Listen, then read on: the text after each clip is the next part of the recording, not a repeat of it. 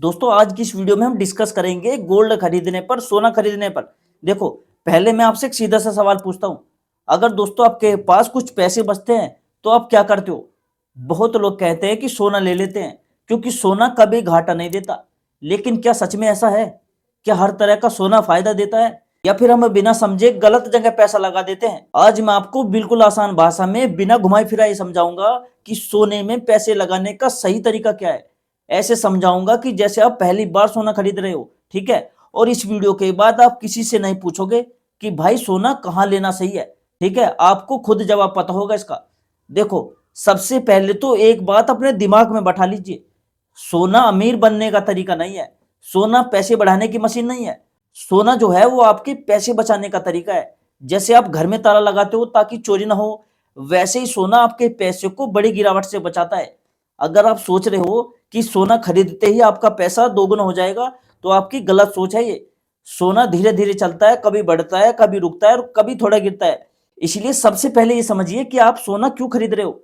शादी के लिए खरीद रहे हो, पहनने के लिए खरीद रहे हो, या सिर्फ पैसे बचाने के लिए खरीद रहे हो? अब मैं आपको एक एक करके हर तरीके से समझाता हूँ। सबसे पहले बात करते हैं गहनों की, यानी ज्वेलरी की।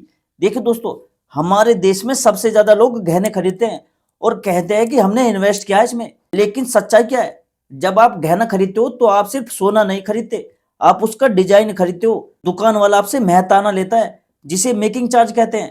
कई बार तो 20% से 25% तक होता है।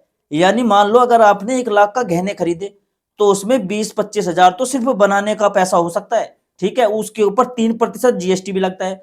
मतलब आपने 1 लाख रुपए दिए, पर असली सोना शायद आपको 75 से 80 हजार रुपए का ही मिलेगा। अब अगर कल को आपको बेचना पड़े तो दुकान वाला फिर काटेगा, कहेगा ये तो पुराना है, पिघालना पड़ेगा, थोड़ा वजन कम निकलेगा, 5 से 10% और कम हो जाएगा।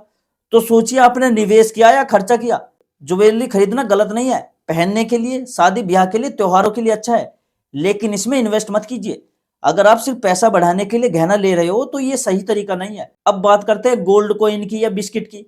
इसमें दोस्तों मेकिंग चार्ज कम होता है, लेकिन जीएसटी इसमें फिर भी लगता है। और इसे घर में रखना भी एक जिम्मेदारी है। एक तो चोरी का डर, लॉकर का खर्चा अलग से, सुरक्षा की चिंता, और बेचने जाओ तो फिर थोड़ा कटेगा। यानी ये गहनों से थोड़ा बेहतर है, लेकिन ये पूरी तरह सही निवेश नहीं है। अब नया जमाना है, डिजिटल इंडिया का दौर है, मोबाइल का जमाना है। लोग कहते हैं कि फोन से सोना खरीद लो, डिजिटल गोल्ड ले लो। पेटीएम या गूगल पे जैसी जगहों से लोग थोड़ा थोड़ा सोना खरीदते हैं। सुनने में अच्छा लगता है, 100 रुपए से शुरू भी हो जाएगा, लेकिन यहां भी सच्चाई समझो। जब आप डिजिटल गोल्ड खरीदते हो तो आप बाजार भाव से थोड़ा महंगा खरीदते हो, और उस पर 3% जीएसटी अलग से लगता है। खरीदते समय और बेचते समय कीमत में भी फर्क होता है। मतलब अगर आपने 10 हजार का डिजिटल गोल्ड लिया तो बेचते ही शायद आपके 9,200 से 9,300 ही मिलेंगे। यानी शुरू में ही नुकसान हो जाएगा। ये 7 से 9% तक हो सकता है। अगर छोटा टाइम रखो तो फायदा कम होगा, नुकसान ज्यादा होगा। ऊपर से यह बैंक जैसा सुरक्षित नहीं होता। ये जो होता है शेयर मार्केट नियम से नहीं चलता, इसलिए इसे बहुत सोच समझ कर ही लेना चाहिए। छोटे समय के लिए सही नहीं है, लंबे टाइम के लिए भी इससे बेहतर तरीके हैं। अब दोस्तों मैं आपको बताता हूँ सबसे समझदारी वाला तरीका क्या है गोल्ड के लिए। वो है हमारा गोल्ड ईटीएफ। दोस्तों नाम थोड़ा बड़ा है, लेकिन इसका काम आसान है। ये सोना ही होता है, लेकिन कागज के रूप में होता है। आप इसे शेयर की तरह ही खरीदते हो। इसके लिए डीमेट खाता चाहिए, जो शेयर खरीदने के लिए होता है ना। इसमें एक तो मेकिंग चार्ज नहीं होता, जीएसटी अलग से नहीं देना पड़ता जैसे आप गहनों में देते हो। इसमें दोस्तों थोड़ा सा खर्चा होता है जिसे हम एक्सपेंस रेशियो बोलते हैं, लेकिन वो बहुत कम होता है। मान लो दोस्तों अगर आपने 1 लाख लगाया तो लगभग पूरा पैसा सोने में लगता है। बेचने पर भी बाजार की कीमत के हिसाब से पैसा मिलता है, कटौती भी कम होती है इसमें। इसलिए अगर आप सच में इन्वेस्टमेंट करना चाहते हो और 2 या 3 साल या उससे ज्यादा रखना चाहते हो तो गोल्ड ईटीएफ एक अच्छा ऑप्शन है। कुछ लोग कहते हैं कि हमारे पास तो डीमेट अकाउंट ही नहीं है, तब क्या करें हम? तब दोस्तों गोल्ड म्यूचुअल फंड का ऑप्शन है। ये फंड खुद गोल्ड ईटीएफ में पैसा लगाता है। आप सीधे फंड में पैसे डालते हो, इसमें आप हर महीने थोड़ा थोड़ा पैसा भी लगा सकते हो। इसे हम एसआईपी कहते हैं। लेकिन इसमें खर्च थोड़ा ज्यादा होता है, क्योंकि दो जगह खर्च लगता है। एक तो फंड का लगेगा, एक ईटीएफ का लगेगा। फिर भी यह डिजिटल गोल्ड से बेहतर है और गहनों से काफी बेहतर है, जिसे हम गोल्ड एसआईपी कहते हैं। दोस्तों अगर आपका डीमेट अकाउंट यानी डीमेट खाता नहीं है तो इस वीडियो के डिस्क्रिप्शन में मैंने एक लिंक दे रखा है दोस्तों, उस पर आप क्लिक करके अप्लाई कर सकते हो। आपका आसानी से डीमेट अकाउंट खुल जाता है, ठीक है? तो चलो अब आगे बढ़ते हैं। दोस्तों गोल्ड में इन्वेस्ट करने का एक और सबसे अच्छा तरीका है, वो है सोवरेन गोल्ड बॉन्ड। इसे सरकार जारी करती है। इससे आप सोने की कीमत के हिसाब से पैसा लगाते हो इसमें। और सबसे खास बात यह है कि इसमें हर साल आपको 2.5% का ब्याज भी मिलता है। यानी आपका सोना सिर्फ पड़ा नहीं रहता, उसमें थोड़ा पैसा भी मिलता है।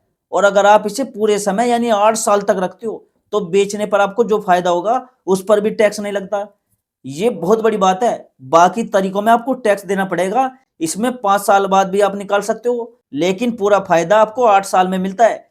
ये तरीका उन लोगों के लिए बहुत अच्छा है जो लंबे समय के लिए पैसा रखना चाहते हैं और जल्दी बेचने की जरूरत नहीं है। दोस्तों अब एक और जरूरी बात समझिए, अपना सारा पैसा गोल्ड में मत लगाइए। गोल्ड सिर्फ सेफ है, कमाई की मशीन नहीं है। अगर आपके पास 1 लाख है तो 5 से 15 हजार तक सोने में रखना काफी है।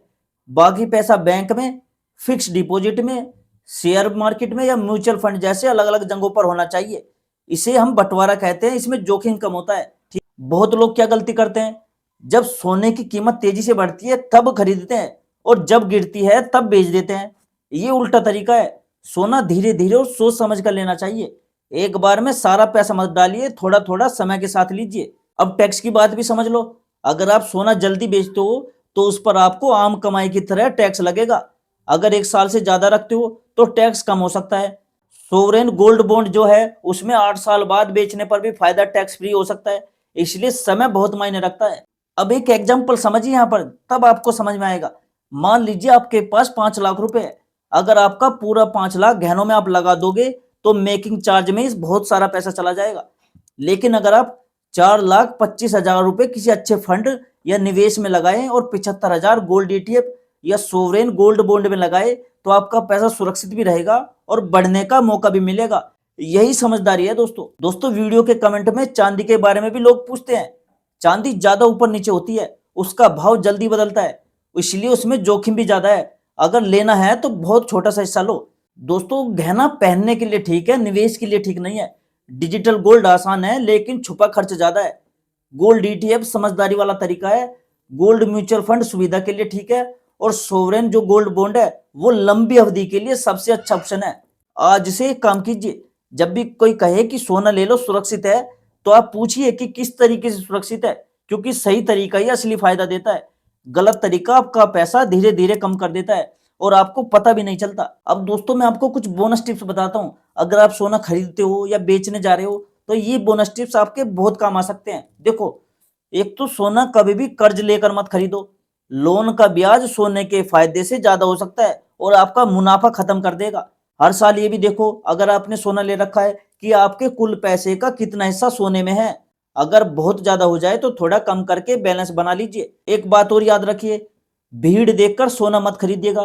प्लान बनाइए और उसी हिसाब से धीरे धीरे खरीदिए। अगर आपके घर में पुराना सोना पड़ा है तो उसकी शुद्धता जरूर जांच लीजिए, वरना बेचते समय आपको नुकसान हो सकता है। अगर आप दोस्तों बच्चों के भविष्य के लिए ले रहे हो तो ऐसा तरीका चुनिए जिसमें ब्याज और टैक्स का फायदा भी मिले।